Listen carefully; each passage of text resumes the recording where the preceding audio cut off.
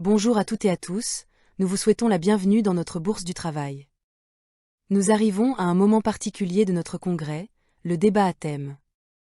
Notre commission exécutive a souhaité ouvrir ce moment d'échange au-delà des congressistes à tous les camarades intéressés par le sujet. Pour animer le débat, nous accueillons Patricia Tejas, ancienne secrétaire générale de la Fédération CGT des finances publiques. Patricia est aujourd'hui présidente de TCL PACA.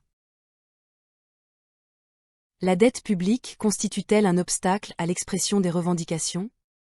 En choisissant d'engager le débat sur cette question, notre commission exécutive cherche à comprendre comment nous sommes passés d'une mobilisation historique vécue au premier trimestre 2023 aux difficultés de mobilisation rencontrées depuis. Pour cela, il nous faut nous replonger quelques années en arrière. Les 4 années qui nous séparent de notre dernier congrès ont été marquées par des moments de luttes intenses et une crise sociale et politique majeure. D'un point de vue revendicatif, si nous ne devions retenir qu'une seule chose de cette période, ce serait sans conteste, la lutte contre la réforme des retraites. Historique, la lutte l'a été par son intensité, sa durée et son caractère unitaire. Nous avons vécu 6 mois de manifestations, d'initiatives multiformes qui ont rassemblé des centaines de milliers de personnes pour réclamer le retrait de la réforme. Malgré les 90% de salariés opposés à l'allongement du temps de travail, malgré l'unité syndicale au complet, malgré l'absence de majorité à l'Assemblée, le gouvernement est passé en force en utilisant le 49.3. Les traces de ce coup de force sont indélébiles. Macron et tous ceux qui ont soutenu ce recul social en sont sortis discrédités. C'est pourtant eux qui se retrouvent au pouvoir aujourd'hui, après la dissolution de l'Assemblée et le résultat des élections législatives. Ils sont restés pour poursuivre leur politique ultralibérale. Ils vont même plus loin. Au prétexte d'une dette abyssale, ils imposent au pays une politique austéritaire. Salaires, emploi public, fiscalité, droits sociaux sont attaqués. Sur l'épineuse question de la réforme des retraites, le gouvernement Bayrou fait de la communication et joue la montre. Il refuse l'abrogation mais propose d'organiser un conclave dont il ne précise pas le timing. Nous pouvons supposer son objectif.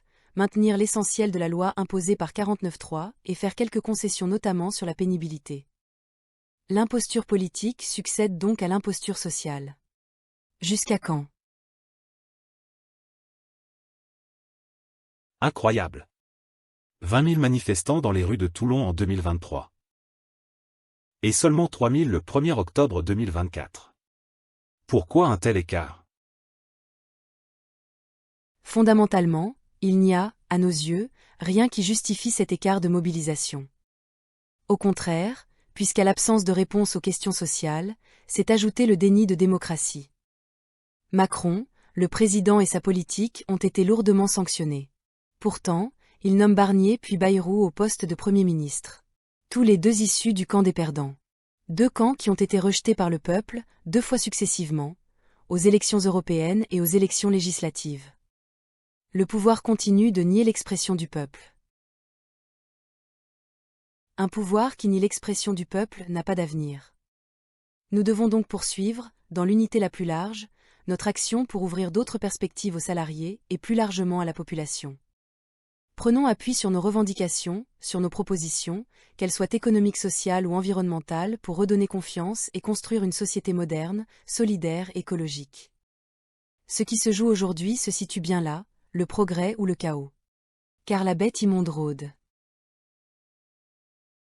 L'autre enseignement de la période est en effet la progression des idées d'extrême droite véhiculées par le RN et ses alliés qu'on retrouve parfois, et de plus en plus souvent, dans la droite dite traditionnelle.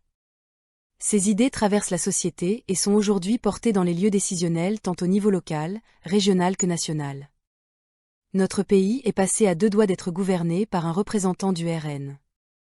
Nul ne connaît le destin de ce mouvement, mais il y a tout à craindre des prochaines échéances électorales. Le RN a aujourd'hui le plus grand nombre de députés à l'Assemblée. Parmi ceux-là, 7 députés varois sur 8. Putain. 7 députés RN sur 8 dans le Var ? Ah quand même. Mais alors on fait quoi ? Notre union locale, à l'instar de la Confédération, a multiplié les initiatives pour faire la vérité sur l'extrême droite, ses discours et ses solutions. Raciste et xénophobe, nous savions qu'elle était. Usurpatrice, elle l'est aussi, n'hésitant pas à défendre les propositions progressistes face à l'opinion publique, mais à voter tout le contraire dans les hémicycles, que ce soit au Parlement européen ou à l'Assemblée nationale. Nous avons mené notre campagne « Le RN n'est pas ton ami ». Affiches, flyers, autocollants ont fleuri sur les panneaux de notre ville. Nous devons poursuivre pour ne pas lâcher un centimètre carré. Nous avons aussi mené une activité intense pendant la campagne des législatives pour appeler à faire front populaire en mettant en avant nos revendications et pour éviter le pire. C'est-à-dire, l'arrivée au pouvoir de Bardella.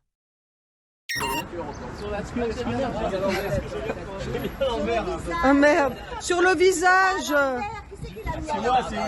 C'est moi qui le mets. Sur le visage. Voilà. Voilà. Non mais il y en a trop. Hausse générale des salaires et pensions, abrogation de la réforme des retraites, développement d'un haut niveau de services publics, notamment dans la santé et l'éducation, nous avons pesé pour que politiquement ces revendications soient portées et ouvrent d'autres perspectives que la haine, la division, la régression sociale et l'incohérence économique. Nous l'avons fait sans angélisme. Nous savons que pour que cela change vraiment, la lutte et l'intervention des salariés sont toujours nécessaires. Nous pensons que le meilleur moyen de combattre les idées d'extrême droite est de pousser nos revendications jusqu'à obtenir satisfaction. Toutes les victoires obtenues sont autant de contre-pieds à l'idée que les responsables de notre situation seraient les chômeurs ou les immigrés. Face aux incertitudes politiques et à la pénétration des idées fascisantes, nous proposons de poursuivre le combat dans la clarté. Chez nous, pas de racisme, pas de xénophobie, nous avons besoin de tous les salariés pour gagner. La CGT doit proposer, revendiquer, agir en rassemblant tous les salariés. La question de la dette a surgi à l'automne 2024. L'absence de majorité à l'Assemblée a créé une situation politique inédite. Le Premier ministre illégitime et contesté a été contraint de trouver des arguments pour justifier sa politique austéritaire tout en cherchant à construire une majorité politique à l'Assemblée. À grand renfort d'experts se répandant sur les plateaux télé, le gouvernement et les partisans des politiques austéritaires ont tenté d'affoler l'opinion. La dette est qualifiée d'abyssale. S'il ne nous en tient pas responsables, le gouvernement nous lègue le fait de la solder au nom des générations futures.